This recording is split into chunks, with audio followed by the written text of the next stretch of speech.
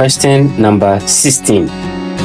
If densities of H2 and O2 are 0.5 grams per dm cubed and 8.0 grams per dm cubed respectively, the ratio of their rates of diffusion is A.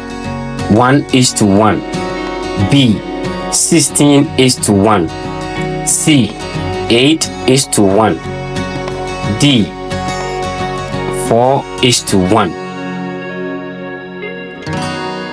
The correct answer is D. Explanation.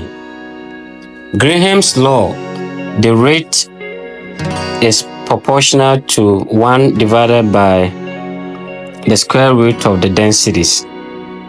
So the square root of 8.0 divided by 0.5 will give you square root of 16, which is 4.